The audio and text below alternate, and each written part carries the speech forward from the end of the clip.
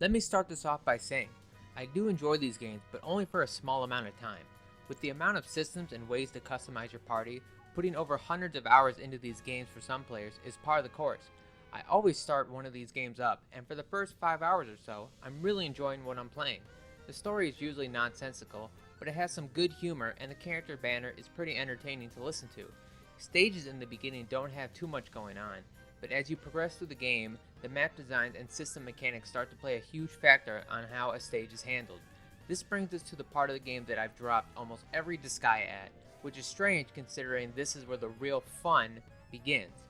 I would just like to share some thoughts on why this happens and overall views on the series as a whole. For context, I've played Disgaea 1, 2, 4, and 5, 1 and 2 being the only ones I've completed the main narrative for, largely due to me playing them as a kid and having all the time in the world to play them. 4 and 5 I've tried within the past 5 years, only to drop them shortly after. I can acknowledge that the later games in the series include nice quality of life changes that make the experience more enjoyable, but it still isn't enough to get to that late game combat where characters are doing millions of damage to each other. It might be a combination of being overwhelmed by all the choices the game lets you make, on top of dealing with the wide variety of map layouts the game offers. Take the item world, for example. As a concept, the idea of going into an item's world and making it stronger by grinding out levels in said item to increase its overall power is pretty interesting. In practice though, the levels here have a random layout for all its enemies and geosymbols. Geosymbols being these pyramid-shaped objects that can give an effect to colored squares. Based on playthroughs, geosymbols are used for a more strict purpose in the main story. The levels there are more designed in a way where the symbols are used for a specific purpose. One such level, the symbols are used to block an area, so the player has to figure another path to get to their objective. However, for the item world, the geo symbol placement and square colors that appear on the levels are totally random.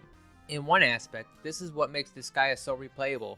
You will hardly ever get the same level design, which means every level becomes a new challenge to tackle.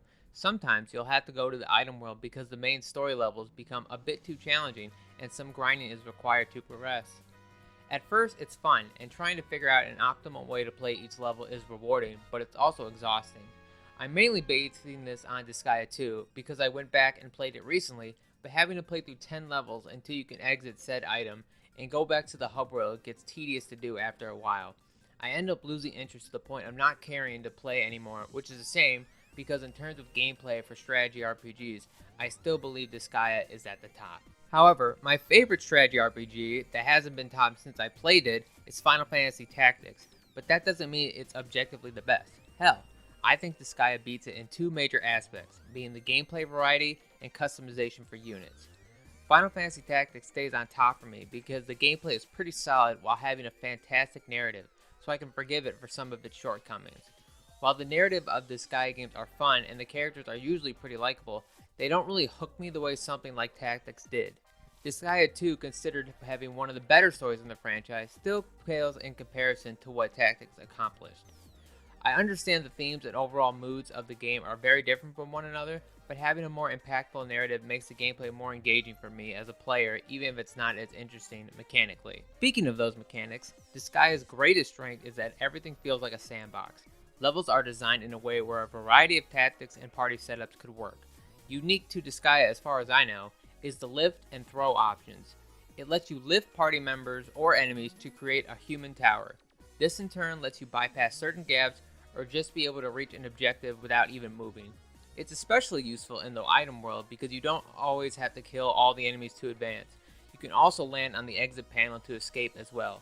It's a really fun idea that can only work in something like Disgaea where the game is more loose with its mechanics. The amount of classes you can use is quite a lot as well. Between all the various human classes plus monsters, it adds to that overwhelming feeling of choice I mentioned earlier.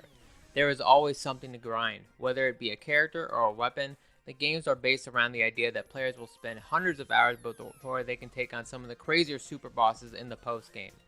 But that will probably never be me. While unfortunate, I've come to accept that I only enjoy strategy RPGs at a relatively casual level. Some of my other favorite strategy RPGs have a stronger focus on their narratives while also being more serious in tone as well. While Disgaea can be played casually, the game's centered more around appealing to hardcore players who really enjoy maxing out stats and having an endless amount of things to grind for. Although with Disgaea 6 coming out recently, and not exactly the most liked entry in the series, it makes me wonder if the developers should just stick to what they know or try again to appeal to a broader audience. All this being said, I would still recommend Disgaea to any fan of strategy RPGs who haven't tried it yet, simply due to the gameplay being top notch and offering an experience unique to the genre. That and some of the older ones can be picked up on Steam for less than $10 nowadays, and it would be ideal to play them from old to new because of the quality of life changes the new ones have. It makes it a lot harder to go back to the old games. Anyway, those were my thoughts on Disgaea as a whole and why it never really clicked for me. Thank you for listening.